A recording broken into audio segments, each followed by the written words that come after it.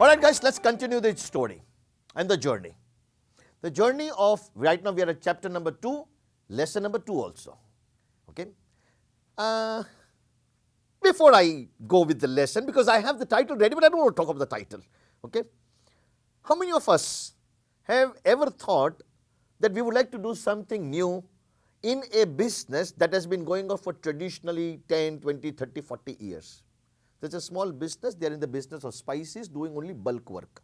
So it's an institutional supply, B2B, spices, very simple product, okay? Cumin seeds, turmeric, chili powder, etc. The second generation comes and tells the family that we would like to now go into packaging and go into retail. And the family says, not too much interested, because it is a very different ball game. There we have to handle in B2B about 10, 15 big customers.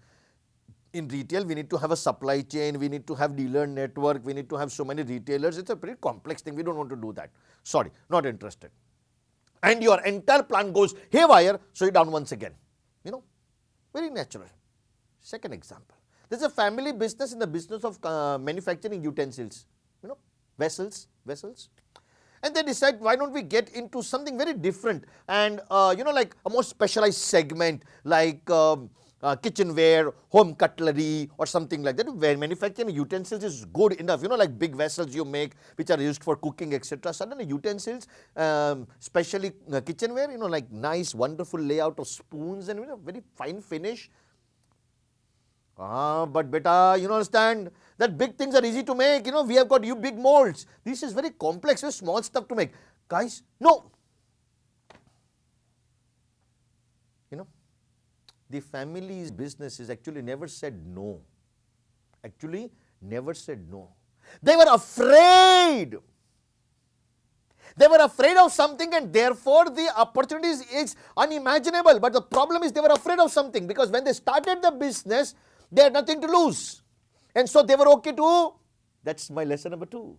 They were okay to, yes, experiment. Lesson number 2 says experiment. They were okay to experiment that point of time, but now perhaps they are not okay to experiment because they are slightly jittery that we had nothing to lose at this point of time, we had something to lose at this point of time. So we don't want to experiment. We are very good with B2B business. Why should we go to B2C? We are already going big vessels and big utensils in steel. Why should we make small cutlery and kitchenware? That's it. Otherwise, just look at the whole thing, guys. When they didn't have a business, they actually experimented something and came up in a business. Understand the logic? When they didn't have anything, they experimented something and actually came into a business. Now, you, as the second generation who perhaps wants to join the business, wants to come up with a new idea, which is a new experiment, but they are not ready to do. In fact, you would tell, we are stuck because we are not able to do something. Why don't we do something new? And they're like, no. Answer. If possible, to explore the full opportunity of a family business by the virtue of experimenting, repeat, to explore the full potential of a family business by exploring new opportunity through experimenting, have a mentor, a guide in your life or in the family business's life.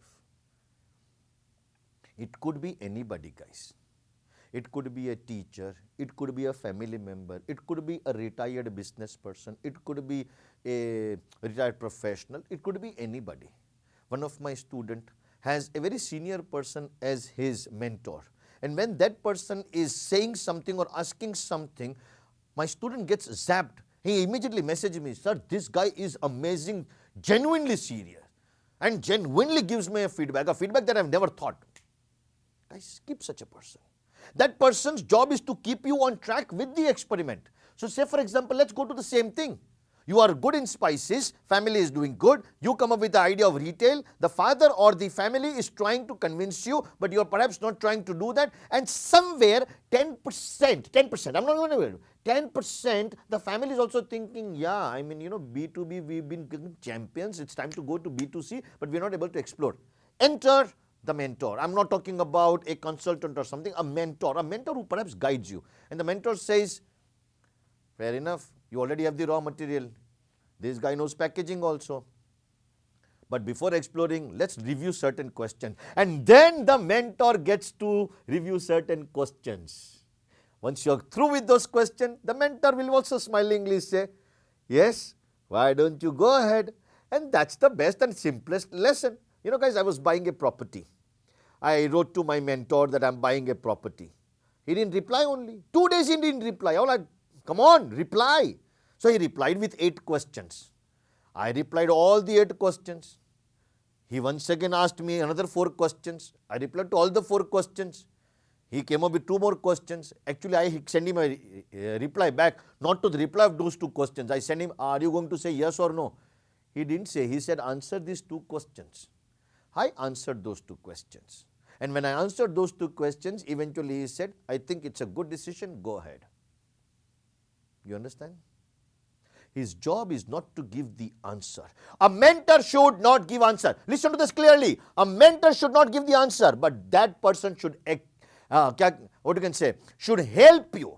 That person should help you. That person should help you to experiment, try, do new things under that person's supervision and guidance.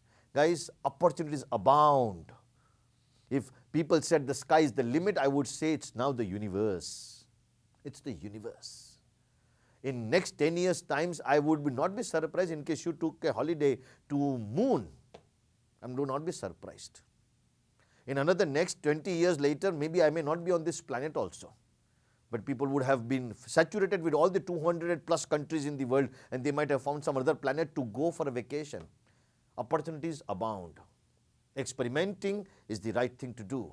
And experimenting without support of anybody is a stupid thing to do. Experimenting with a mentor or somebody who can keep you on the track with questions, not with answers, is the right approach to do. Have a great time, guys. Keep growing your business. Please make sure there's an explosion of opportunity, and experimenting is one of the key ways to do new things. Have a great time, guys. God bless you. Thank you.